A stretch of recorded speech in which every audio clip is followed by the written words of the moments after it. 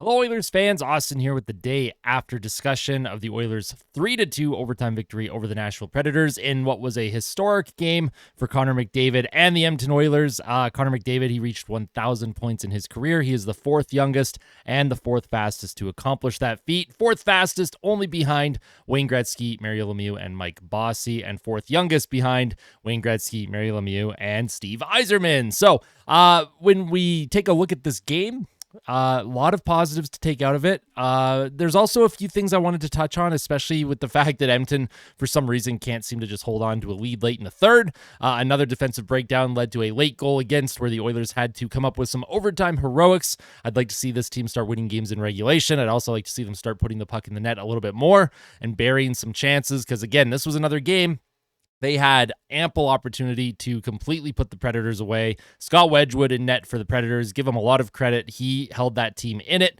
and at least the Oilers were able to get the 2 points. They are now 9-4-1 in their last 14 games, which is a great sign. Obviously, the Oilers, I am firmly believing that they have completely turned the corner on the season.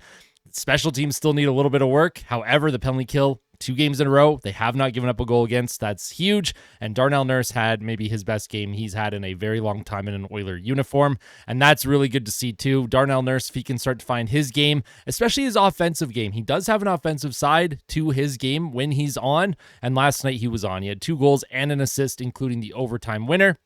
And we're going to discuss it.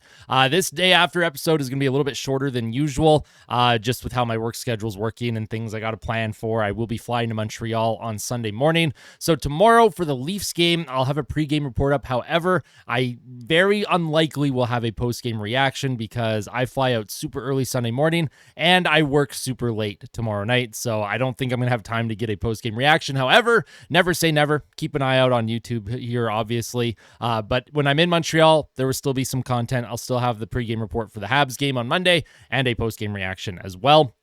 And if you end up enjoying this day after discussion, make sure to hit the like button and make sure to subscribe to the channel if you are not yet subscribed. We continue to build an incredible hockey community here on YouTube, full of fans, not just Oilers fans, but tons of fans from other cities all around the world. It's really cool and exciting, and I'm really proud to be part of that. So thank you all so much. Let's jump into our day after discussion. The Oilers versus the Predators. Last night they won 3-2. Of course, bottom of the screen is some of the advanced metrics. This was in all situations. The Oilers last night had a 67.83 expected goals for percentage, which is very good, and a Corsi for of 55.91%. Our topics for discussion. First topic will be McDavid makes history. Obviously, we're going to talk about McDavid, his historical milestone, what it means for the team, for the city, and also moving forward, and whether I think he can reach 2,000 points in his career. Close it out in regulation. We're going to discuss that the Oilers, 2 games in a row, that they probably should have just got the straight up 4 points, gave up no points in the standings to anybody. However, that's not what happened, so I'd like to talk a little bit about that. Darnell Nurse on the wing, question mark. Darnell Nurse scored 2 goals from winger positions last night. He came in on the left wing, he put it over Wedgwood's shoulder, and then in overtime, he was over on the right side in the right circle, a one-timer through Wedgwood's 5-hole for the game winner. Can Darnell Nurse transition to being a winger?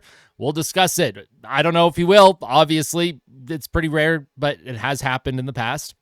Then I'm going to briefly discuss the Eastern Canada road trip. I'll kind of give a quick preview on each opponent that Edmonton is playing, and then my closing thoughts. And as always, with these day after discussions, every single topic will be timestamped. So if there's any topic you want to skip to, anything you want to come back to, timestamps in the description of the video. Let me know your thoughts in the comments section. Let me know if I missed anything. Let me know what, anything that I could have talked about. Anything from the game last night that you want to talk about, make sure you comment in the comments section below. I love interacting with the fans. I love hearing your thoughts. I learn lots of new things from the fans, so I appreciate that. First topic of discussion, let's jump right into it. Connor McDavid makes history. As I mentioned in the intro of the video, Connor McDavid with his 1,000th point and also his 1,001st point on the overtime winner. He had 2 points last night. He now has, 9 points in his last 3 games. Connor McDavid is heating up right now and is very good to see for Edmonton, considering he missed a couple games with injury after that Columbus game. He came back initially against Vegas. Didn't do a whole lot against Vegas. I thought he looked a little off, but against Vancouver, he had 3 points. Against the Islanders, he had 4 points. And then last night, he had another 2 points against the Predators. And for Connor McDavid in his career, he's now up to 341 goals, 660 assists for 1,001 points in just 659 games played. Now, like I mentioned, fourth fastest to do it, fourth youngest to ever accomplish that feat. And I think this is just the beginning for him, if I'm going to be completely honest. I have no doubts about him hitting 2,000 points by the end of his career, assuming injuries do not take a toll. Last couple seasons, there's been moments with McDavid where you're kind of wondering, will injuries play a factor in his ability to remain 100% effective? 2 years in a row now where you're kind of concerned about it. And, in 1920 as well, the 1920 season, he missed a few games due to injury. I think he missed 7 or so games that year. That's when Leon Draisaitl went absolutely nuclear, won the Hart, Ted Lindsay. And so for Connor McDavid, though, he's at 1,001 points. I do truly believe he'll hit 2,000 by the end of his career. He would only become the second player to ever accomplish 2,000 points. Of course, the only other being Wayne Gretzky. A lot of people talk about Alex Ovechkin beating the goal record, which I think is incredible. But I think a more impressive accomplishment, in my personal opinion, is hitting 2,000 points in your career in the NHL, considering one other player has ever done that, and that was Wayne Gretzky, who obviously has set over 100 NHL records, many of which will never be broken. But for Connor McDavid, here in Edmonton, we are lucky. As fans, we are lucky. I think sometimes fans take things for granted. I know everyone watching right now, you do not take things for granted. I don't get that impression from the community at all. Sometimes we're hard on McDavid. Sometimes we think he's trying to do too much. Sometimes we think he's not doing enough. But that's just part of being a fan. We want this team to win. We want McDavid to have success. And a lot of times we yell at McDavid to shoot the puck more too. And he doesn't shoot the puck as much as he should. A couple of years ago, he had 64 goals. I think we'd all love to see him score another 64 goals in a season, because that would be incredible. Even 70. Let's push for 70 goals. Now, that won't happen this year unless he goes on an absolute red-hot tear. At the same time, though, you never know, right? Connor McDavid is one of those special players. You never know what he's going to do from season to season. You expect the same thing, his speed and how dynamic he is and how smart he is, and he's always in the right place on the ice. So who knows what he'll be able to accomplish in the next probably 10 or so years of his career. He'll probably push for, I would say, 21 or 2,200 points by the end of his career. Just the way he's his trajectory and how good he is and how advanced he is. He's probably the most advanced player to ever play in the NHL, and I don't think we're really going to ever see another player like McDavid, because even though players who are coming into the league now, they get drafted, even though they are so much better than a lot of players coming into the league 10, 15 years ago, Connor McDavid is on a different level. Connor McDavid, I'm pretty sure, was built in a lab somewhere, some kind of cyborg. I don't think he's actually human, and it's really special to watch. I could not be happier for him, and I really, truly hope that he's able to win a Stanley Cup in an Oilers uniform. That would cap off the Hall of Fame career for him. There will be... Well, I'm not even going to... Actually, no, I'm not even going to say that. I'm not even going to manifest that energy. He will win a Stanley Cup in an Oilers uniform.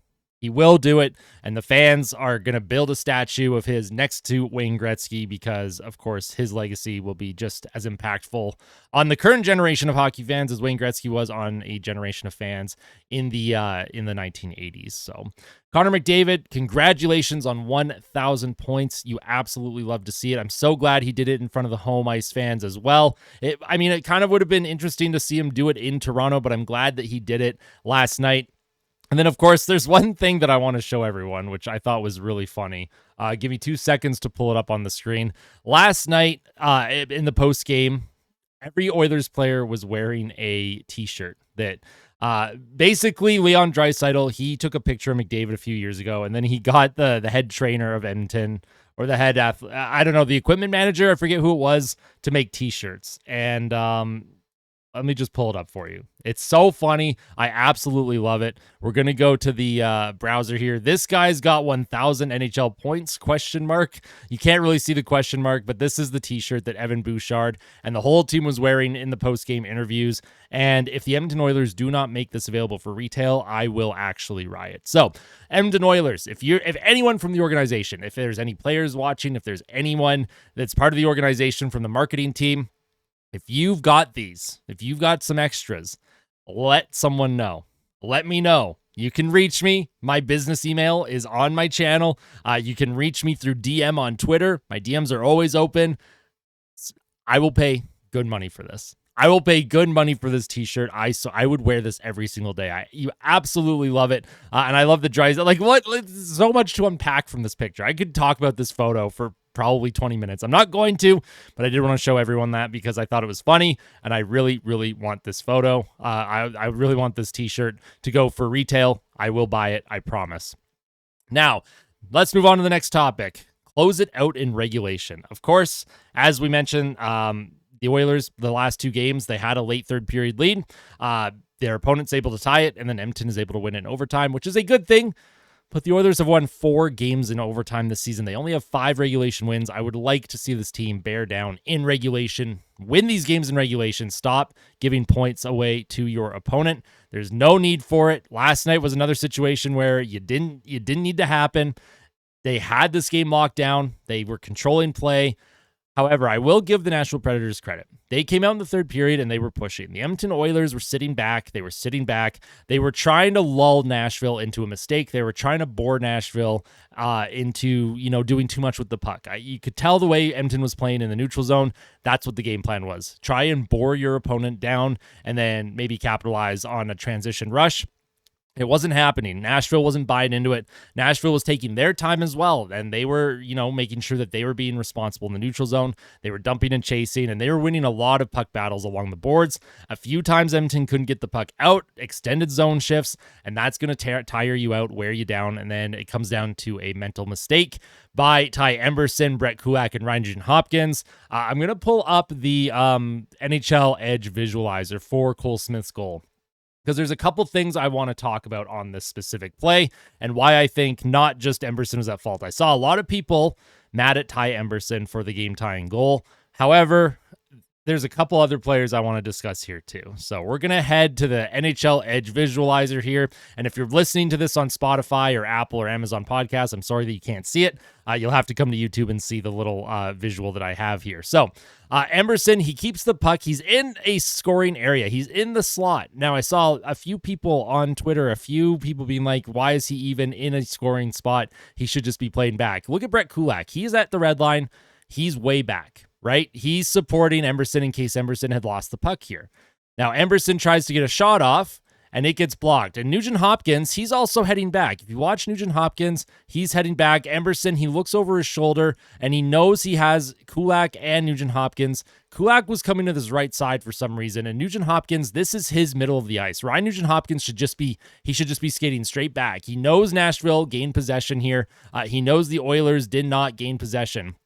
And then Cole Smith, he gets by Kulak and Nuge, who kind of, they kind of converge here. I'm not sure what's going on. And then they're both late reacting. Puck comes to Cole Smith, who gets in on a partial breakaway. Nuge and Kulak can't get back in time. It goes through Calvin Pickard's 5-hole. And again, let's watch that play again. Emberson, Nugent-Hopkins gets him the puck. Kulak is watching number 68 on the Nashville Predators. Kulak spins here, and the Oilers should be fine theoretically in this situation. McDavid had the puck knocked off of his stick. They have 2 guys back. Emberson, of course, do you want him pinching up too much late in the game? Probably not. However, he's not at fault here because he had Nuge and Kulak behind him for support. The Oilers had players in support, but then Nuge and Kulak decided they didn't know who wanted to go where. I'm blaming Nugent-Hopkins a lot more on this goal against, just for the fact that he should have recognized where Kulak was by the time he's getting to the blue line. Kulak is more on the right side. Nuge should just be skating straight down the middle of the ice to cut off any potential attacking lanes here.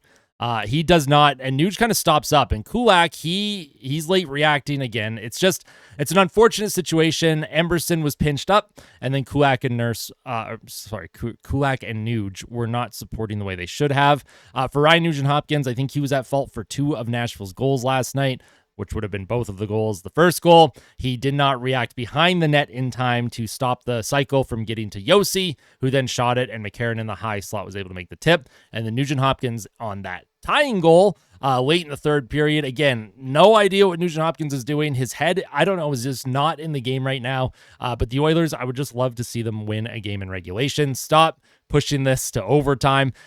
I talked about it in my post-game reaction. I'm in my 30s now. The Oilers, they're the oldest team in the NHL by average age. Or second oldest, it doesn't matter. We don't have the hearts to be able to handle these types of games. We are not the cardiac kids like Calgary was a few years ago, or the cardiac Canes in Carolina. We are the cardiac seniors, and that's not a good thing, right? My heart cannot take games like that. Although I will say, maybe for future live streams, I'll hook up the heart rate monitor again. I did have a heart rate monitor hooked up during the playoffs. It was tons of fun. So maybe I'll hook one of those up again, just because I think it would be interesting to see what the heart rate gets to. Last night, I was pretty pumped up, especially after the overtime winner. Really curious to know what my heart rate ended up hitting, but this team needs to close these games out in regulation.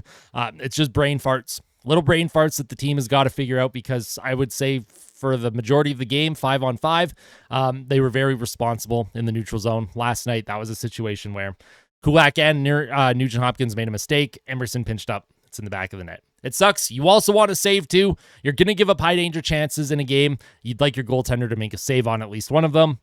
Didn't like the goal against by Pickard, but it's a little tougher to blame the goalie when a player gets a breakaway. So close these things out in regulation. Now, next thing I want to talk about is Darnell Nurse on the wing, ? Will Darnell Nurse ever play wing? Highly unlikely. However, I would make the argument that he could. And Darnell Nurse, he has all the tools to be an effective winger in the NHL, an effective power forward. He has size. He's 6'4", 215 pounds. He has speed. He can skate like the wind. That is his strongest asset. When Darnell Nurse is moving his feet, nobody can stop him. And combine that with his size, if he's dumping pucks in the corners and then going and chasing after it, he's going to win every single board battle. Imagine him on the power play, too. Imagine him as a net front presence on the power play. It would remind me of what Boston used to do with Zdeno Chara, where Chara would stand in front of goaltenders on the power play sometimes. There's nothing you can do. What are you going to do? You can't move Nurse out of the way, and he's so tall that he's going to be what's the word? Oh, my God. Shielding? Screening. He's going to be screening the goaltender. I don't know why I couldn't think of the word screening. Darnell Nurse playing wing would be interesting, and he wouldn't be the first defenseman to ever transition from D to forward or from forward to D. Obviously, Dustin Byfuglien, he was drafted as a forward, played forward and D, and then, of course, Brendan Smith, he has also played forward and D throughout his career.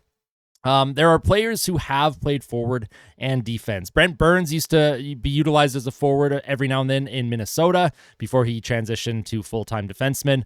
I would love to see a full-time defenseman transition to a full-time forward. Not that I think Darnell Nurse is a terrible defenseman, but I think his assets and his qualities support him as a winger more than a defenseman. Now, of course, the Oilers would have to find a way to replace him, because you would need a second pair left shot defenseman, and Brett Kulak, as good as he's been, I don't think he properly fills that role long term. At the end of the day, though, I am happy that Darnell Nurse has picked up his game. I'm glad that him and Kulak have some chemistry. Their advanced metrics together have been great, and this is a good thing for Edmonton. This is a good problem to have, because now, instead of trying to acquire a second pair right shot D-man, they may only need to acquire a third pair left shot D-man, which would be a lot easier to acquire in a trade than a second pair right shot D-man. Assuming Kulak continues to play on the right side with Nurse, I'd like to see those two remain together almost full time here, because I think the sample size is getting large enough to see that they are working together. They work really well, and it's helping the team win games. It's helping the team with puck possession, and it's helping Darnell Nurse's game as well. Darnell Nurse with 3 points last night, 2 goals and an assist. He was instrumental in the Oilers' ability to win this hockey game. And if he starts to get hot here, we've seen Darnell Nurse. When he heats up, he goes on these little runs, usually once, maybe twice a year, where he'll go on an extended run, 5-6 games. He'll put up 8-9 points. Hopefully that continues, especially out east. Darnell Nurse, the Oilers, they're playing in Toronto tomorrow night on Hockey Night in Canada. Nurse, of course, from Ontario. He'll have lots of friends and family. I'd love to see Nurse absolutely eat the Maple Leafs alive. But Darnell Nurse on the wing, what are your thoughts? Do you think he could play on the wing? You want him to play on the wing? I think it's an interesting conversation to have, and I think it's something that coaches, whether it's Knobloch, Coffey, or future coaches in Edmonton, should take a strong look at. I think he would be an incredibly effective left winger if they utilized him as a winger at any point. I would almost experiment with it during games too. If you want to go 11-7, but then have Nurse up there as your extra forward every now and then, I would love to see it. Imagine Darnell Nurse next to McDavid for his shift, or next to Leon Draisaitl on his wing. I don't know. I think it'd be a lot of fun. I would love to see it. That's all from my Darnell Nurse on the wing, though. That's my general thoughts. I want to know your thoughts. Let me know in the comments below. Last but not least here, the Eastern Canada road trip. The Edmonton Oilers, of course, are out east this weekend. They play the Toronto Maple Leafs tomorrow at 5 p.m. Mountain on Hockey Night in Canada. And then they play Montreal Monday the 18th at 5:30 p.m., sorry. And then they play the Ottawa Senators on Tuesday the 19th at 5 p.m. The Oilers on their Eastern Canada swing. Last year, they didn't do too well in Toronto. I'd like to see the Oilers play a little bit better in Toronto this year. There was that infamous post-game reaction video that I did after the second period ended between the Oilers and Leafs last year. The Oilers were down 5-0 after the second, and I absolutely lost my mind. It was the closest I've ever come to turning into Steve Dangle on a video. The Oilers ended up scoring 3 goals in the third, but they did not come back in that game, thank God, because it would have made me look really, really dumb and really, really stupid. But the Oilers against Toronto tomorrow, that's going to be an exciting game. Like I mentioned, I'll have the pregame report up in the morning. However, postgame reaction video and day after likely is not going to happen for that game. However, again, I might be able to sneak one in there. I'm trying to figure out the timing with my work schedule and then my flight. So we'll see if I'm able to get anything out there. And then on Monday the 18th, the Oilers play the Habs in Montreal, and I will be in Montreal for that game. I'm very much looking forward to it. Flying to Montreal Sunday morning, and I will be landing in Montreal sometime Sunday in the early afternoon hours, and then I get to go to that game at the Bell Center at 5:30 p.m. Mountain. I will have a pregame report up in the morning of the 18th, and then I will also have a post-game reaction video, likely from my hotel room, maybe walking back to the hotel. I'll record it on my phone. I haven't decided if I'm going to bring any of my major recording equipment, like my mic or my laptop or anything like that. So if the quality of that pregame and post-game video is not great, I apologize in advance. I'm very excited for the trip, though, and I'm excited to see the Oilers in a road barn, and hopefully Habs fans don't treat me too harshly. And I promise I will keep my heckling to a minimum if Edmonton is playing very well. And then on Tuesday, the 19th, Edmonton plays the Ottawa Senators. Last year, I believe it was against Ottawa. Zach Hyman got his 50th of the season. Someone can correct me on that. But the Ottawa Senators game, again, I'm looking forward to that. Ottawa is a team that is pushing for a playoff spot this year. Another good test for Edmonton to see where they stack against some of these teams that are a little bit higher in the standings and play a little bit better hockey than some of the teams that they've beaten. No offense to the Nashville Predators. Nashville just hasn't got anything going this year. No offense to the Islanders. The Islanders are not a super deep team either. And no offense to teams like the Calgary Flames either, who the Oilers have beaten this season. Calgary got off to a hot start. They've slowed right down. I'd like to see Edmonton play these top teams or teams that have a better playoff chance and pound them down a little bit. Pound them down into the ground. That's pretty much it from me, though. Closing thoughts. I'm just happy to be part of this community. I'm happy to be an Oilers fan. I'm proud to be an Oilers fan. I'm proud that we get to watch Connor McDavid every single night. He does magical things. He's an absolutely legendary player, as Leon Draisaitl would call him. And we'll leave it at that. I appreciate everyone's support. Thank you so much for tuning in. It means the world. I'm excited for the Eastern Canada trip that I'm about to embark on. And if you see me in Montreal and you're a little shy and you don't want to say hi, I promise you, I embrace it. Please say hi to me. I would love to meet more fans. I also am in the middle of planning a community day trip up to Edmonton to see a game at Rogers Place, and then I'll try and organize something as well for most of us to hang out and meet each other, because y'all have been amazing. Your support has been amazing. It truly means the world to me that you continue to stick with me and tune into my content. I'm humbled every single day, so thank you so much. Make sure you tell someone that you love them today, and always fight like a kid, fight like Ben. Let's go, Oilers. We'll see you in the pregame report tomorrow morning for the Oilers and Leafs Hockey Night in Canada. Let's go.